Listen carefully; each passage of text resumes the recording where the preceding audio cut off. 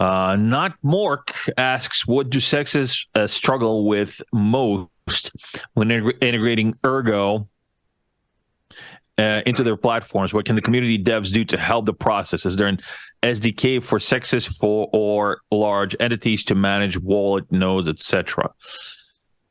So basically, just like with any, it's actually kind of the same issue with pretty much any L1 that integrates with a centralized exchange.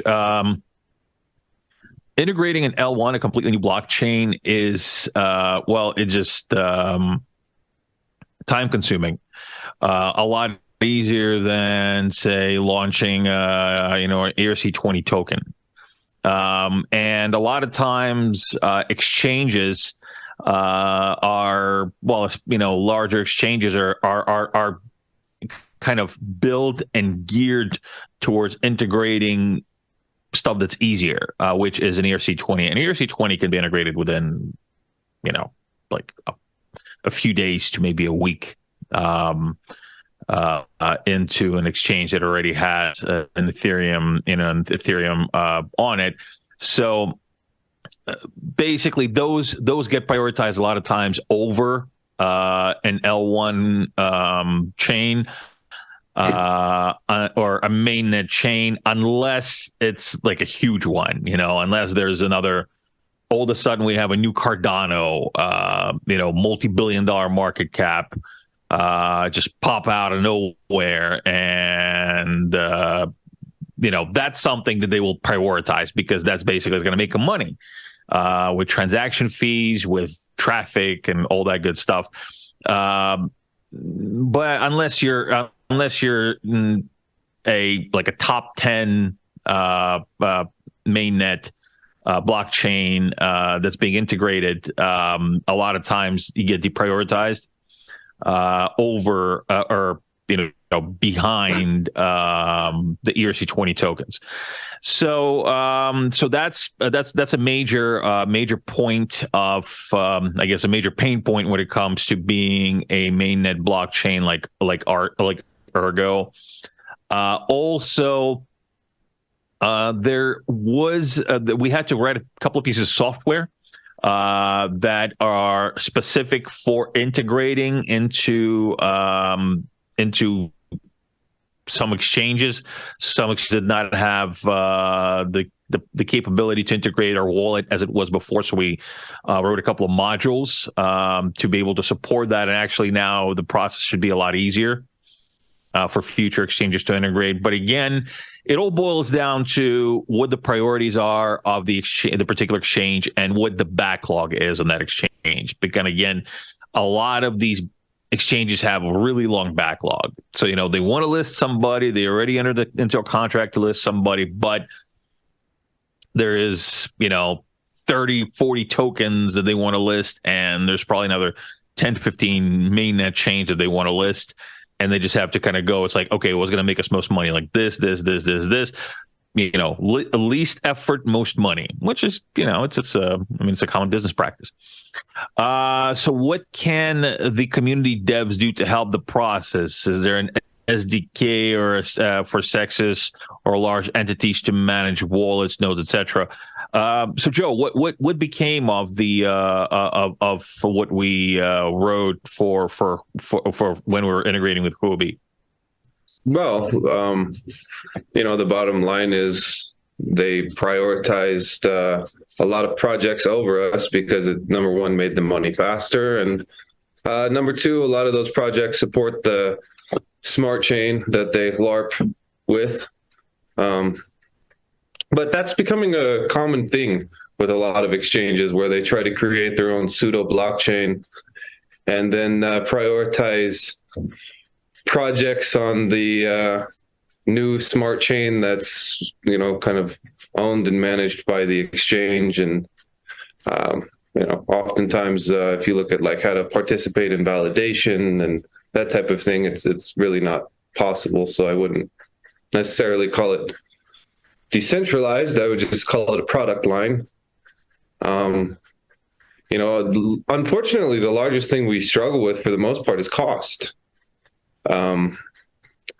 The barrier of entry to a lot of listings is quite ridiculous, in my opinion, in terms of supporting open source software.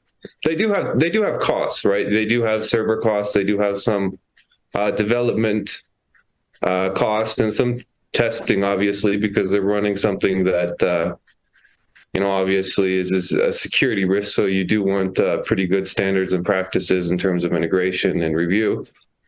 But a lot of the time, if you go to some exchanges and you look at the most recent stuff that they list, you really have to ask the question, where's the due diligence? Like, who's the person that's approving some of this garbage? That, in my opinion, is a terrible practice because, it tends to basically expose users to, let's say, products or tokens that, in my opinion, are high risk. And in many cases, probably are not so survivable or well developed, but they made the cost of entry, so they're there. Being a fair launch layer one is painful dealing with exchanges because of the upfront costs that they expect, even though, let's say they're going to sit in the middle and make a trading fee, and every time there's a withdrawal, there's a fee. Usually they'll have a tendency to allocate most of the billables into the marketing fee and say we list for free, which, I guess it's needed. I'm not against paying for a little bit of marketing or paying for, let's say, a development budget, but yeah, sometimes it gets into just, in my opinion, ridiculous. I'll use the example of FTX because, well, they're kind of bankrupt. When you're talking $1.5 to $2 million for a listing of open source software, and then the desire to have $20 to $50 million of daily volume, which, obviously we would have to fake some numbers there and get some shady trading practices. For a small foundation, the answer is just no. That would deplete our entire development budget. Unfortunately, when they have the ability to white glove their own assets, probably at little to no cost because they're involved in bringing it to market, it's just scammy as shit, if you ask me. So I would recommend people out there really pay attention to this idea of, decentralized exchange blockchains, because there's just a huge attack vector there where, if I'm bringing it to market, I'm the market maker. There's just too much power and no transparency. So it's dangerous, in my opinion. That's unpopular to say, especially given my position, but I don't give a shit. Just would like to see retail treated better.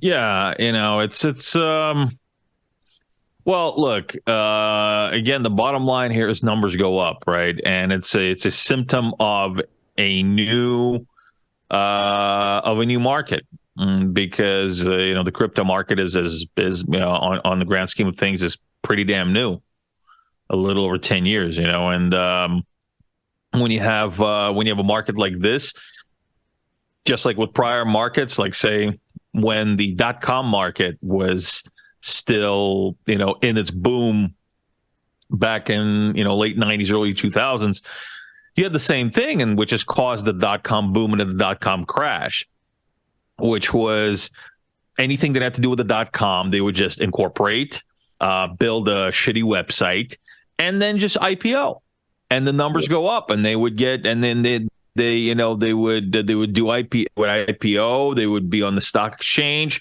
the numbers would go up, people would dump money into it. And then, of course, when the time came to say, oh, by the way, so what do you guys do exactly? That's when everybody just started, going ape shit and like, oh, wait a second. Oh, well, I don't know what they do. I'm going to pull my money right out of that. So it's the same with the pump and dump coins and tokens, or tokens mostly. They get the volume in, they get the trading fees in, numbers go up, and it's just easy, because it was a lot easier back in, say, the .com boom to build a .com that really didn't do much, but launch an IPO at the right time with the right type of investors, and just make bank. If you guys ever saw like the movie Boiler Room, for example, that was actually kind of spot on for the time.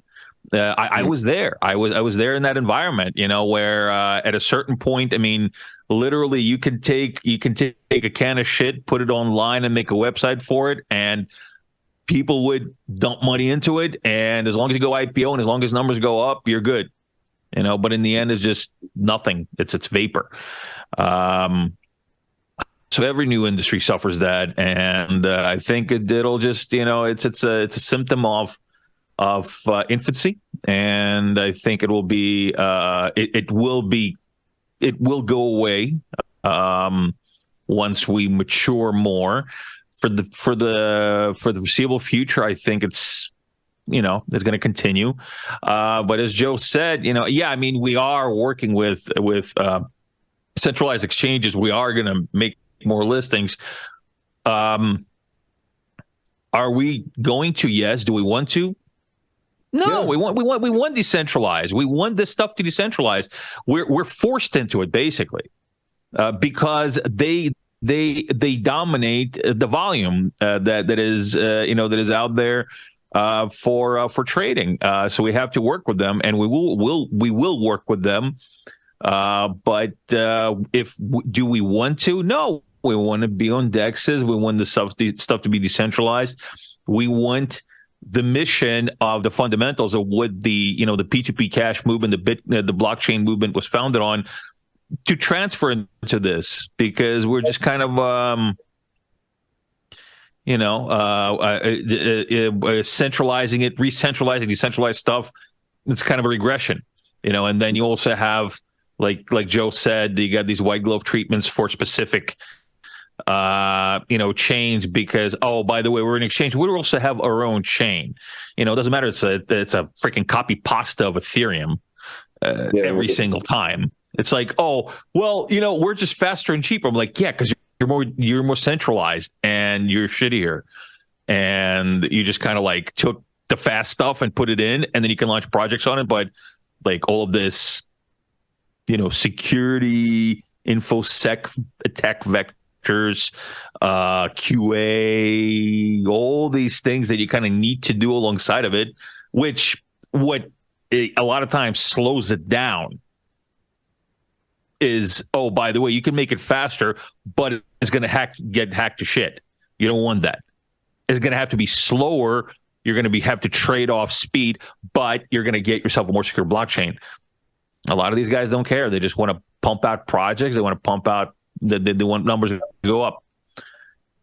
So that's just the environment that we live in.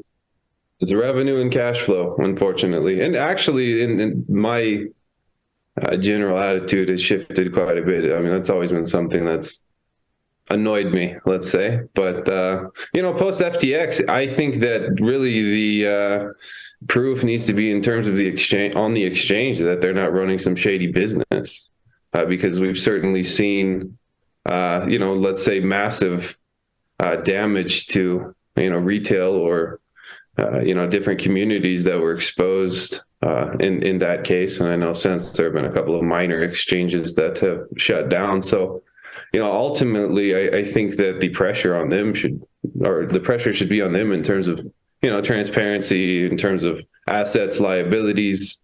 Then there is absolutely zero transparency around the listing process and how that happens. And to be honest, that's why it's gamed in many cases for the benefit of insiders. But I hope that we see better practices in this industry. I have my doubts because it's such a profitable vector. And to be honest, the best actors that I've dealt with for the most part, are small, regional type exchanges because they're trying to build more local value and create more local community. Now, certainly there are some big ones that are like leading the way. And you can usually tell because they don't have their own smart chain, and their risk products are much more reasonable. I think Kraken, in terms of the U.S., is definitely a leader in that space, and I appreciate that they actually do support some privacy-focused projects like Monero. But in terms of global, yeah, things are really centralizing with the absence of FTX, unfortunately. So, our industry that's decentralized is moving more and more towards just gatekeeping. Yeah, yeah. Well, I like to be a skeptical optimist. I'd like to think that we will get past it, but it will just take some time. Mm-hmm. It needs to probably be demanded by users. You vote with your money. That's just how business works. So I would recommend every user out there really pay attention to who you interact with and support the practices that protect you. Right.